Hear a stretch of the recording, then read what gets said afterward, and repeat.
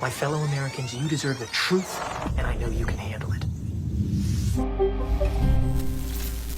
My name is Jonna Mendez, and I was chief of disguise at the CIA. One of the things that was going on when I was chief of disguise was an enormous research program into the new advanced disguise system. It was basically the masks that everybody always wondered if we used masks, and this was the beginning. This is a series of photographs of when I met George H.W. Bush in the Oval Office and revealed to him that I was briefing him wearing a mask.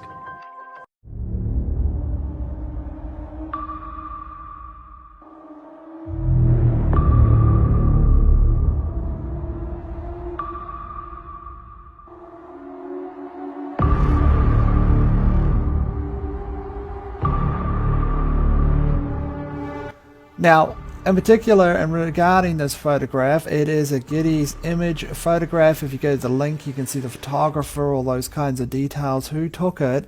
So what is the anomaly with this particular photograph?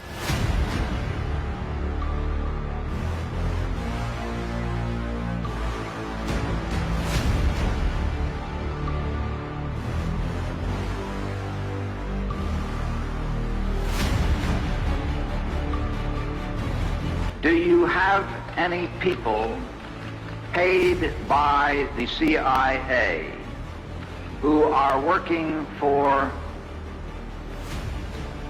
television networks? This, I think, gets into the kind of getting into the details, Mr. Chairman, that I'd like to get into in executive session.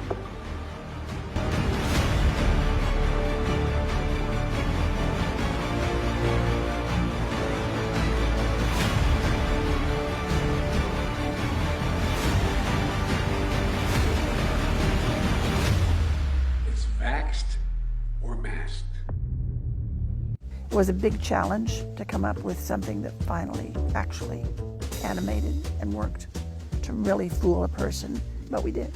They learned the art.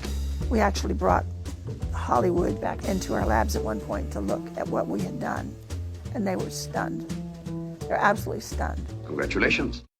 My husband was Tony Mendez, and he was played by Ben Affleck in the movie called Argo. Aliens and robots? Yes, sir. You're telling me that there is a movie company in Hollywood right now that is funded by the CIA? Yes, sir. Are there many actors in Hollywood who also moonlight as agents, do you think? I think there are probably quite a few, yes. I think probably Hollywood is full of CIA agents, and we just don't know it. And I wouldn't be surprised at all to discover that, this was extremely common. Tony, they didn't mention it in the movie, but Tony had deep connections to Hollywood, to the tradespeople out in LA that did a lot of things we were interested in doing. Special effects people, makeup people. Tony was chief of disguise 10 years before I was chief of disguise. And so he passed on some of his expertise to me. But he had a particular interest in the magic industry out in LA. Not so much the magicians on the stage, but the people that were working behind the scenes to make that magic happen. So we went to LA and we posed some questions to them. We said, we have a problem. We're looking for novel solutions. Well, LA did have some ideas, of course. That's what they do for a living. They introduced us to a new concept. They said, what you are calling an operation, we call a performance. That's what we do. We put on performances. And before we start working on that performance, we have to define the stage that the performance is going to take place on. Then you have to know who your audience is. Who are you playing to? Who are you trying to fool? Once you assemble those two pieces, you can pretty much choose the time and choose the place and simply overwhelm them with your performance. Then they showed us some tools that they used. The one that really caught our eye is what's called a stunt double mask. You all know how they're used.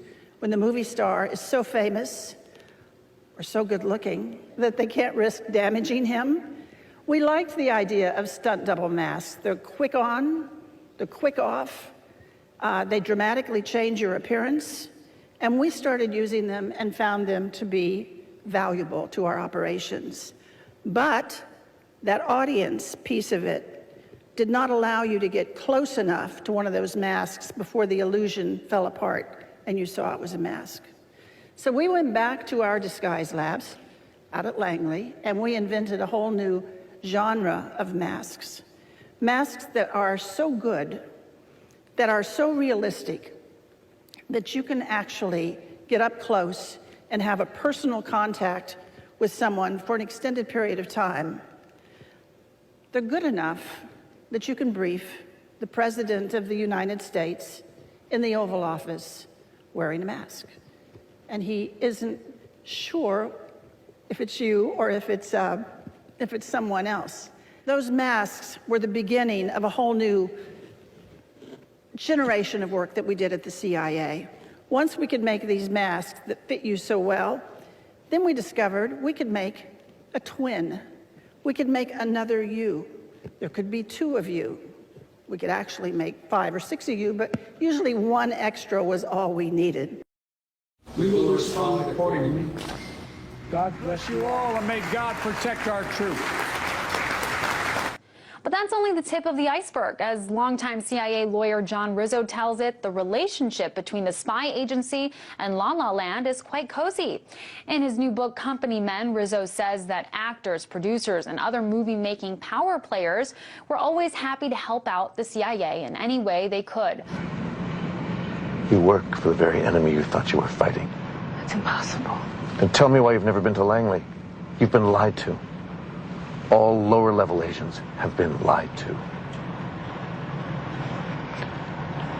I am trying to help you here. So you're saying I'm working for the enemy? And that you are the enemy? Sydney, this is your last chance. You have to go.